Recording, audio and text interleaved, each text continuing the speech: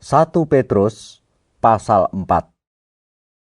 Jadi, karena Kristus telah menderita penderitaan badani, kamu pun harus juga mempersenjatai dirimu dengan pikiran yang demikian. Karena barang siapa telah menderita penderitaan badani, ia telah berhenti berbuat dosa. Supaya waktu yang sisa jangan kamu pergunakan menurut keinginan manusia, tetapi menurut kehendak Allah. Sebab telah cukup banyak waktu kamu pergunakan untuk melakukan kehendak orang-orang yang tidak mengenal Allah.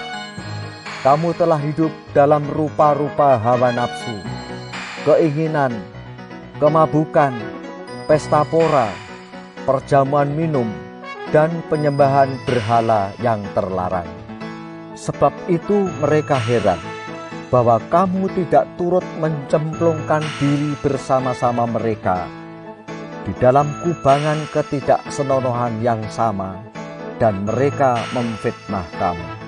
Tetapi mereka harus memberi pertanggungan jawab kepada Dia yang telah siap sedia menghakimi orang yang hidup dan yang mati. Itulah sebabnya maka Injil telah diberitakan juga kepada orang-orang mati, supaya mereka sama seperti semua manusia dihakimi secara badani, tetapi oleh Roh dapat hidup menurut kehendak Allah. Kesudahan segala sesuatu sudah dekat. Karena itu, kuasailah dirimu dan jadilah tenang, supaya kamu dapat berdoa. Tetapi yang terutama, kasihilah sungguh-sungguh seorang akan yang lain, sebab kasih menutupi banyak sekali dosa.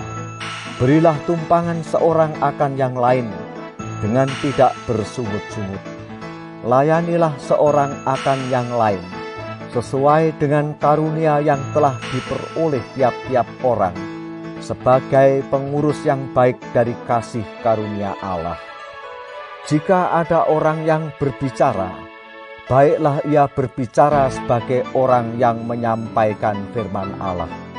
Jika ada orang yang melayani, baiklah ia melakukannya dengan kekuatan yang dianugerahkan Allah, supaya Allah dimuliakan dalam segala sesuatu karena Yesus Kristus. Ialah yang empunya kemuliaan dan kuasa sampai selama-lamanya. Amin. Saudara-saudara yang kekasih, janganlah kamu heran akan nyala api siksaan yang datang kepadamu sebagai ujian, seolah-olah ada sesuatu yang luar biasa terjadi atas kamu.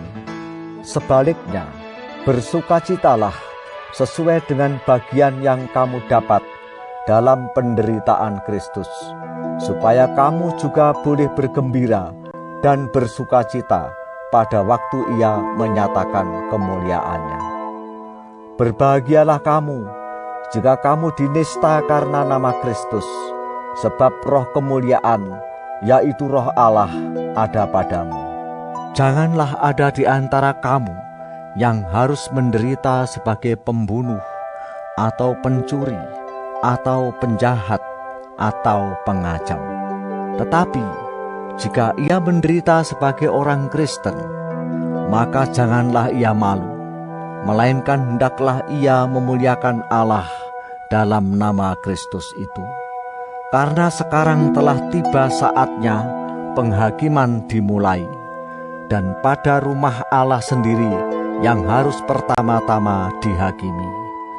Dan jika penghakiman itu dimulai pada kita, bagaimanakah kesudahannya dengan mereka yang tidak percaya pada Injil Allah? Dan jika orang benar hampir-hampir tidak diselamatkan, apakah yang akan terjadi dengan orang fasik dan orang berdosa? Karena itu, baiklah juga mereka yang harus menderita karena kehendak Allah, menyerahkan jiwanya dengan selalu berbuat baik kepada Pencipta yang setia.